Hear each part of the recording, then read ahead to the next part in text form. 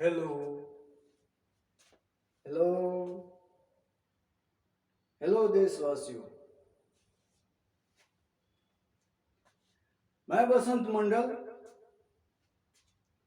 बिहार, मधुबनी जिला, मारर गांव से बिलोंग करता हूं। मैं आप लोगों के बीच कुछ बताना चाह रहा हूं। मैं बताना चाह रहा हूं कि इस पूरी दुनिया में आज भी वही गरीब है। इस पूरी दुनिया में आज भी वही गरीब है जो शिक्षित नहीं है। जो शिक्षित नहीं है वो आज भी गरीब है। तो मैं बताना चाह रहा हूं कि शिक्षा नीति में भी राजनीति है। ऐसा क्यों? हमारा देश 1947 में आजाद हुआ था, लेकिन वो अंग्रेज से आजाद हुआ था। हमारा देश आज भी गुलाम है। इसका मेन जड़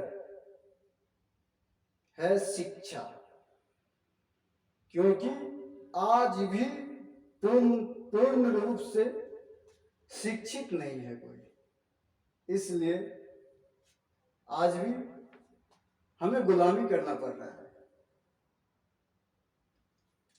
तो मैं पूरे देशवासियों से ये बताना चाहूंगा, पूरे गरीबों से ये बताना चाहूंगा कि ऐसा क्यों। हमें कब समझ में आएगा? हमें समझ में आना चाहिए, क्योंकि हम अपने अधिकार के लिए कब खड़ा होंगे, कब लड़ेंगे, कब समझेंगे? समझना चाहिए।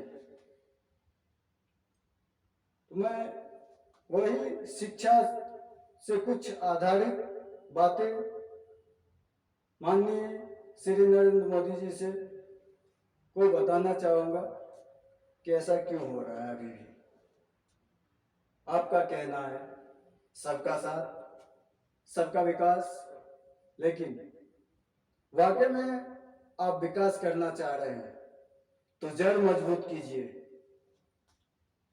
जड़ मजबूत होगा, सब विकास होगा। शिक्षित कीजिए, सब विकास होगा।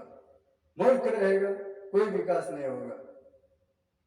मेरा कहना है माननीय श्री नरेंद्र मोदी जी से कि हमारा बात सुने और पूरे हिंदुस्तान में सबसे पहले पूरे हिंदुस्तान में जो पढ़ाई प्राइवेट में हो वही पढ़ाई सरकारी में भी होनी चाहिए। पूरे हिंदुस्तान में सरकारी स्कूल को इंग्लिश मीडियम करनी चाहिए, ताकि हर बच्चा हर सब्जेक्ट में आगे हो, सबको हर सब्जेक्ट का नॉलेज मिले, खुद शिक्षित हो जाएगा। पूरे हिंदुस्तान में सिलेबस एक होनी चाहिए। हर सरकारी स्कूल इंग्लिश मीडियम होनी चाहिए। ऑटोमेटिक हमारा बच्चा शिक्षित हो जाएगा। मैं देखने में भी स्मार्ट हूँ, मेरा हाइट 6 फीट है, लेकिन आज मैं शिक्षित पूर्ण रूप में नहीं हूँ, तो मुझे भी गुलामी करना पड़ रहा है, दर दर भटकना पड़ रहा है। इसलिए मैं नहीं चाह रहा हूं कि आने वाला भी सारा पीढ़ी ऐसे भटके। इसका कहीं ना कहीं गार्जियन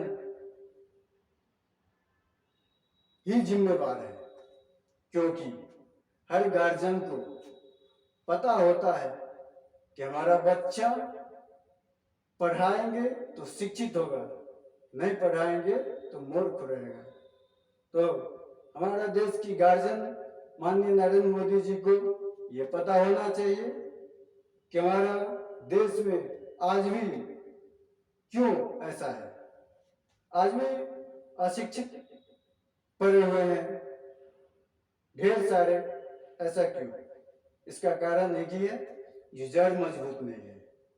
हिंदुस्तान में दो पार्ट में पढ़ाई होता है, प्राइवेट में अलग, सरकारी में अलग, प्राइवेट में अलग, सरकारी में अलग। इसलिए ऐसा होता है क्योंकि घर बनाने के लिए बालू, मिट्टी, सीमेंट, रड की जरूरत होता है। जब तीनों चारों मिलता है तो वो मजबूत होता है। लेकिन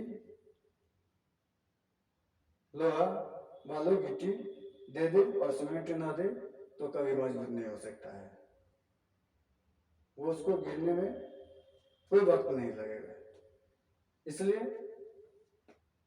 मुझे पूरी उम्मीद है कि माननीय नरेंद्र मोदी जी इस बात को एट ए टाइम एक्शन लेंगे। जैसे कश्मीर में 370 खत्म किए, जैसे नोटबंदी खत्म किए, जैसे राम मंदिर बनवाए, ऐसे ऐसे बहुत सारे काम वो किए हैं। इसी तरह एट ए टाइम वो शिक्षा नीति एक करे, पूरे हिंदुस्तान में सिलेबस एक करे, पूरे सरकारी स्कूल को इंग्लिश मीडियम करे, ताकि हर बच्चा गरीबों का बच्चा भी अंग्रेजी में अमेरिका में जाकर के लेक्चर दे सके। हमारा हर बच्चा सुभाष चंद्र बोस, भगत सिंह, चंद्रशेखर आजाद, मोदी जी जैसा बन सके। मैं यही बात कहते हुए रखता हूं। जय हिंद, जय भारत। अगर आप चाहते हैं वाकई में माननीय नरेंद्र मोदी जी जो हमारा देश विकास करे, तो ये बात को आप तुरंत एक्सेप्ट करें और पूरे हिंदुस्तान में लागू करें। ये मेरा आपसे निवेदन है। यही बात कहते हुए मैं